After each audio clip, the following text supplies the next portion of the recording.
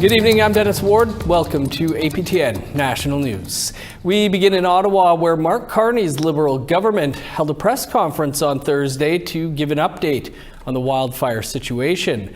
But media questions quickly turned to the government's controversial Bill C-5 and why the Liberals are determined to ram the legislation through Parliament before the House of Commons rises for summer break. APTN's Fraser Needham reports. Energy and Natural Resources Minister Tim Hodgson opened the press conference with an announcement of more funds to fight wildfires. I'm proud to announce a federal, territorial, provincial investment of approximately $104 million through the Fire Smart program. This represents over $94 million in joint investments from the governments of Canada, British Columbia, Alberta, Newfoundland and Labrador, Manitoba, the Yukon, Nova Scotia, and Prince Edward Island. But Hodgson was soon forced to answer a number of questions about why the government will not allow its new economic development legislation to be studied at committee before reaching third reading. Hodgson simply said extreme times call for extreme measures. We're in a very difficult situation right now. We have a trade war. We have a trade war that is affecting sector after sector after sector. Canadian jobs are at risk. Canadians' livelihoods are at risk, and quite frankly, the prosperity of the country is at risk. But at another press conference outside the House of Commons at almost exactly the same time, the NDP's Leah Gazan wasn't buying any of it. Bill C-5 is not the way to get it done. It provides ministers and cabinet with massive, unprecedented government overreach to make decisions on what they feel is nation-building project, usurping constitutional obligations, usurping rights contained in Section 35 of the Constitution. The proposed legislation will do a number of things, including streamlining the approval process for energy pipelines through one office and reducing the time to do this from 5 to 2 years. But organizations like the Assembly of First Nations say things are moving too fast and they need more time to do proper consultations. Hodgson was asked why not wait a few more months and let Bill C-5 proceed at a normal pace through Parliament. You should ask that to all the auto workers who are losing their jobs, to all the aluminum workers who are losing their jobs, to all the steel workers who are losing their jobs, to all the forestry products people in small towns across the country who are losing their jobs. Every day our economy is being attacked. Every day we are losing jobs. We need to fight for those people. We need to move. The Prime Minister says he would like to see the legislation passed into law no later than early next month. Fraser Needham, APTN National News, Ottawa. To the fire situation now, and as fire crews continue to fight wildfires in northern Saskatchewan, their efforts are showing progress. And some evacuees are getting ready to return home. La Ronge is welcoming residents back. Although the fires no longer pose an immediate threat, residents know that returning home will involve intense cleanup and lost business. Video journalist Rachel May spoke with 2 La Ronge residents who've already returned. And the knock on the door was so loud, and so I opened the door and there's a cop standing there. We have to leave in 10 minutes. Bernadette Yuya describes the moment she had 10 minutes to gather her 5 children, bring her dog to a safe location in La Ronge, and board a bus to leave her home. She says it was right next to the bush where fires were spreading quickly. She left with just her purse, a bottle of water, and the clothes on her back. Yuya and her children had been staying at Sturgeon Lake First Nation during the evacuation. On Thursday, they returned to a home not damaged by the fire, except for soot and ash debris outside. Yuya says she is happy to be home, but thankful for the generosity of Sturgeon Lake. These people are amazing. They treat us well and with respect and love, and they took care of us. Although her family and others were well taken care of during their stay, she stressed the government needs to consider families when evacuating communities. Us women, we need space, not the community hall with our 5 little ones, 5 2-year-olds, 1-year-old and crawling. Unacceptable. But it's not just families affected by evacuations. At a press conference on Wednesday, La Ronge Chamber of Commerce President Matthew Maurer said that being shut down for even 7 days has had a devastating impact on La Ronge's economy. We've had this happen before in 2015, and the people remember what happened. Businesses had to go into debt, unnecessary debt. We had lost, wasted inventory, and some businesses weren't ever able to recover from it. He said that as evacuees return to the community, they will still be facing the impacts the evacuation has had on La Ronge. So people are starting to return to the community now, but we have our grocery stores that have no food and need to restock. We have business owners who stuck around to be providing those essential services, and they're burnt out, they're exhausted, and they need to rest now. APTN News asked about the potential impact on tourism in La Ronge.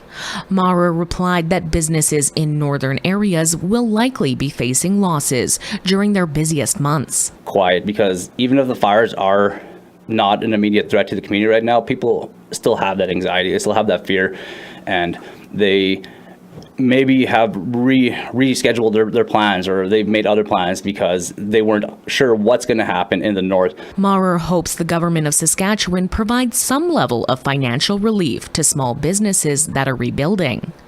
Rachel May, APTN National News, Saskatoon. Manitoba's Minister of Infrastructure and Transportation revealed today that this year's wildfire evacuation is now considered the largest domestic air operation in Canadian military history, and providing the following information for evacuees to counter conflicting information being shared on social media. So I want to clarify that evacuees do not need to travel to Winnipeg to verify their identity to receive financial support through the Canadian Red Cross. The Red Cross is validating evacuees' information without requiring travel through local in-person meetings and through phone interviews. The province has been flowing aid to residents of municipalities and Northern Affairs communities, and Indigenous Services Canada with MKO is responsible for issuing federal aid to support First Nations community members in Manitoba. Some wildfire evacuees in Manitoba say they're receiving fraudulent text messages and calls from scammers pretending to provide disaster relief. The Canadian Red Cross wants everyone to be cautious of unsolicited requests for payment or personal information from fraudsters impersonating them. Sab Jonesa has more.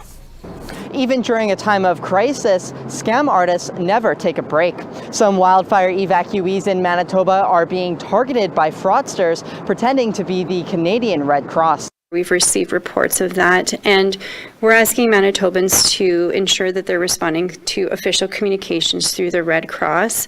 Don't provide your information to third parties or anything that's unvalidated. And a good way to verify that is to go to MB Ready or the Red Cross website directly. Text messages, phone calls, and possibly even emails are going out to unsuspecting Manitobans displaced by wildfires.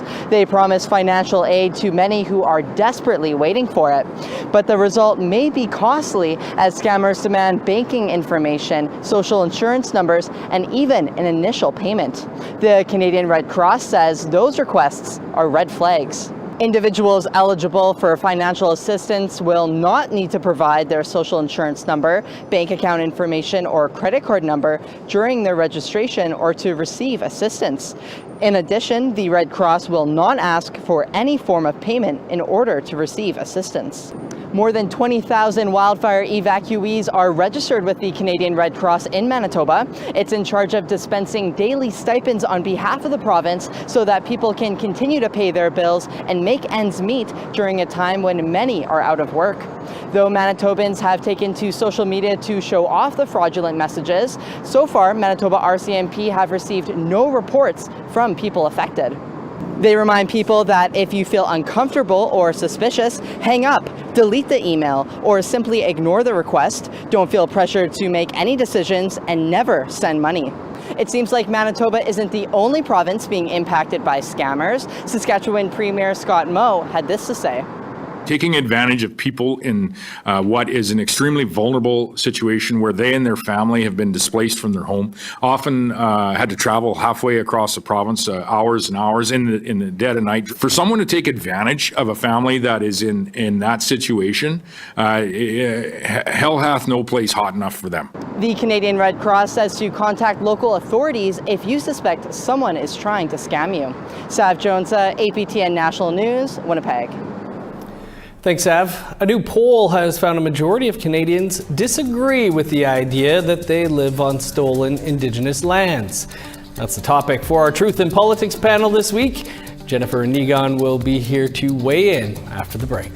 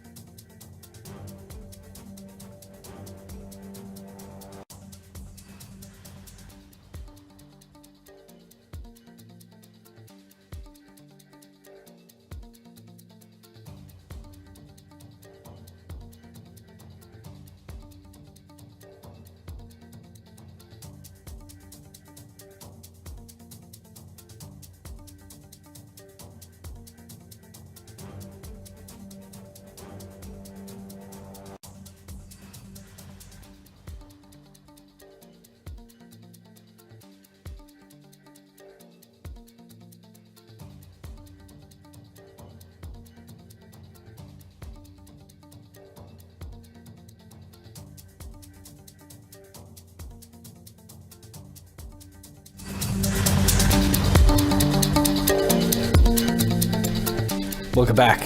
A new poll conducted for the Association of Canadian Studies has found a majority of Canadians reject the idea that they live on stolen Indigenous lands. However, when it comes to the youth, 1 in 2 students believe they do live on stolen land. That's the topic for our Truth in Politics panel this week. Jennifer Leywitz is the CEO of Pasqua Strategies, and Negon Sinclair is a columnist with the Winnipeg Free Press. Jennifer, Negon, great to see you. Happy Thursday to you. Jennifer, we'll start with you and your thoughts on this new poll finding a majority of Canadians do not believe they live on stolen Indigenous lands. Oh, I think that I don't know who commissioned the poll. I was actually just reading it this morning and I saw it on the National Post's website. So I'm not entirely sure how the questions were framed within that poll to solicit the answers that they did get. But I think it's really interesting to see the generational divide and also how defensive people are getting over that term. And I almost ask people, why are you defensive over that term? Like, what is it about the term stolen that bothers you so much? Because in the reality, the harm that's been caused to First Nations people far outweighs the offense and defensiveness that we should have, rather than, non-Indigenous people being, maybe a little offended over the word stolen. But I think it's also, important to look at the historical context of what would lead us to even say that happened. And people need to recognize that historically, broken treaties and our land, being taken from us. And not only that, the total desire to erase our nations in their entirety to begin with. So I think, when we're talking about a poll on whether or not people feel that it's stolen land, I think there's too many moving parts to have people understand whether or not they fully grasp the historical context of what stolen land actually means. Right. Nigan, Alberta and Quebec are leading the way with that mindset. 69% of those polled in the city of Calgary do not believe they live on stolen lands. Are those numbers a surprise in those areas? Well, I mean, those are two very staunch, at times pro-sovereignty provinces. These are provinces that have a very vexed relationship with Confederation. Alberta for the purposes of energy and money, Quebec for the purposes of French language and culture. And so what happens in those scenarios in which very strong local regionality or provinciality politics exist is all the other air gets sucked out of the room. And so what ends up happening is that most of the population doesn't talk about the historical facts of Confederation, of Canada. They end up talking about more local focused history, tradition, for example. And so I'm not surprised at all that in Alberta and Quebec that there is an ignorance around Confederation, what actually happened in the treaties, which was lands were stolen. But on top of that, I mean, this study was commissioned by the issue of out in British Columbia of professors who are questioning the validity of whether British Columbia is unceded territory, that there is a winner-take-all kind of environment in which the British just simply dominate, claim everything, take it all. And so there's that's a very vexed situation in British Columbia as well. One other thing that's important about this study is it's very built on age lines. The older that you get, the more that you think that stolen lands aren't occurring. But the younger that you are, the more that you understand that the land is stolen. That tells you that we're raising the most competent generation in history, and that people who don't understand Canadian history are just going the way of the dodo bird. Yeah, Jennifer, what do you make of the significant generational divide that so many students believe that they do, in fact, live on stolen Indigenous lands?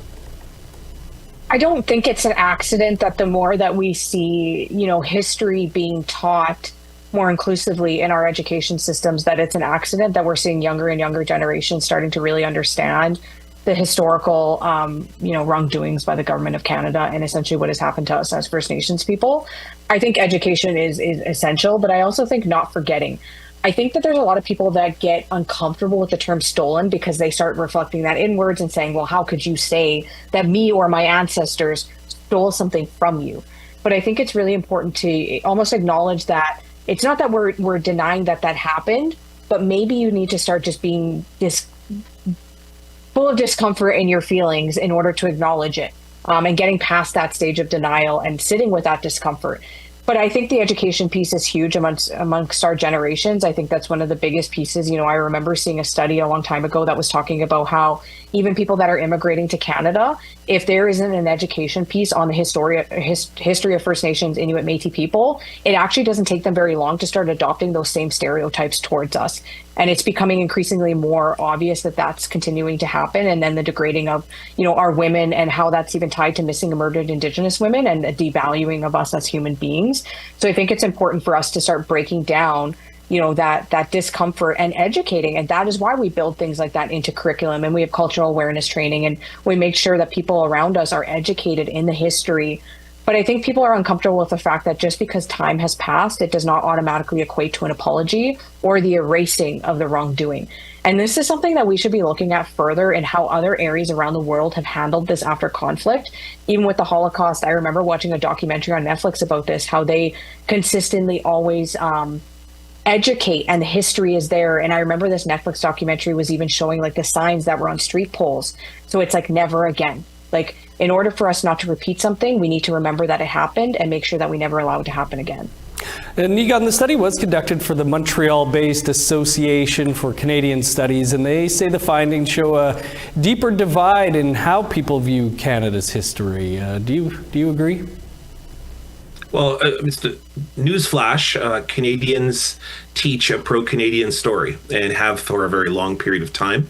And that story necessarily, or perhaps covertly, very overtly talks about Indigenous peoples as being irrelevant to the formation of the country in the way of the Great March towards Canadian independence and sovereignty. And then, of course, that just fits into that the Indigenous peoples don't matter.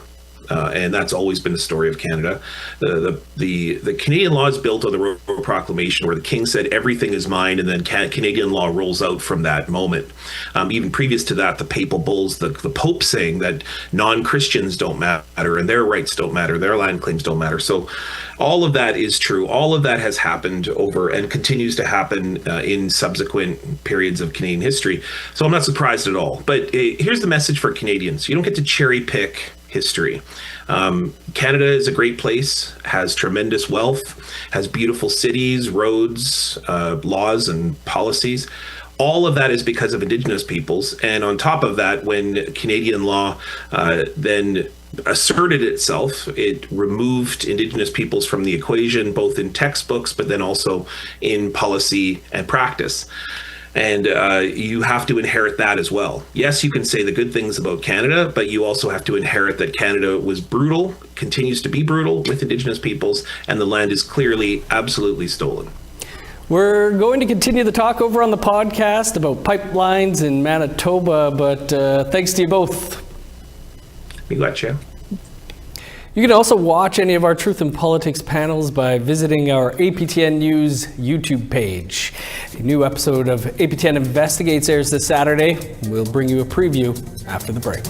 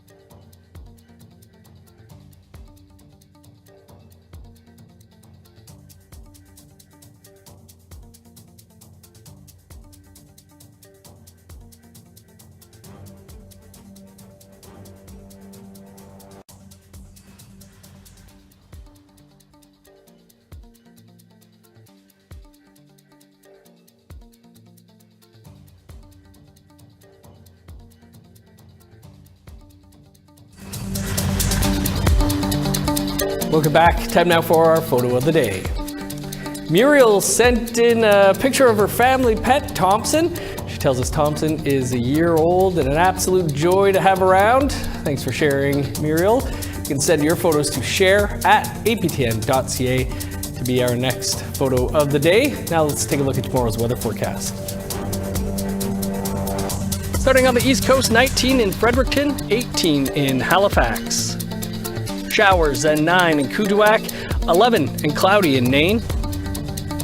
Sun's out and 20 in Montreal, sunny and 17 in Val-d'Or.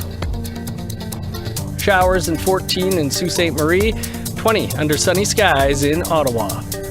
15 with the sun out in Thunder Bay, 21 in Sioux Lookout. Sunny and 20 in God's Lake, 19 in Norway House. 25 in Winnipeg, 23 in Brandon and Dauphin. 24 in Regina, cloudy and 26 in Saskatoon. 21 with showers in Meadow Lake, 17 with rain in La Ronge. In northern Alberta, 24 in High Level, 19 in Fort Chipewyan. 20 with showers in Edmonton, 23 and rain in Lethbridge. 17 with rain in Vancouver, showers and 23 in Kamloops. 19 and rain in Prince George, 8 with showers in Dease Lake. 23 and sunny in Old Crow, 19 in Whitehorse. Sunny and 22 in Yellowknife, sun's out and 25 in Norman Wells. 3 in Sax Harbor, showers and 13 in Pawlatuck. 6 with rain in Whale Cove, showers and 12 in Arviette. -1 with snow in Resolute, +1 and snow in Igloolik.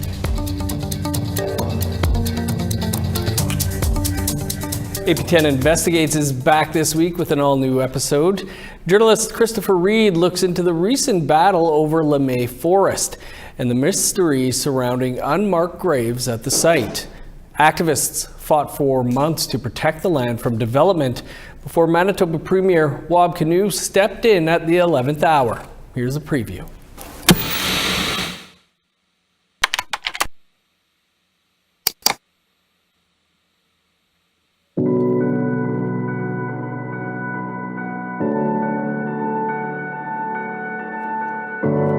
St. Norbert, a distinct community on the south end of Winnipeg.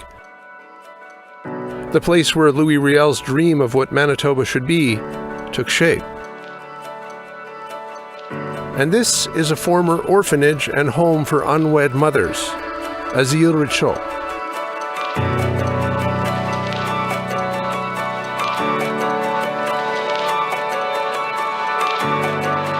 The orphanage began in 1904 and stopped operating in 1948. But its impact is still being felt.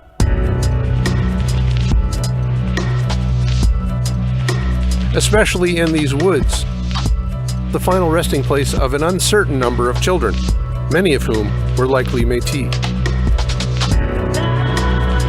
If you compare the numbers of children that died at the Asile Richaud, it is overwhelming. Quite a few people were really wanting to see this land get protected and honored the way it should. You can catch Cherished Woods, the fight for LeMay, airing this Saturday on APTN Investigates. We're all out of time here for your APTN National News for this Thursday. You can find more over on our website, aptnnews.ca. I'm Dennis Ward. Marcy McGuitch, thanks for being with us. Creason will be here at 1 p.m. Eastern Time tomorrow for your first look at the day's news. We'll see you back here tomorrow.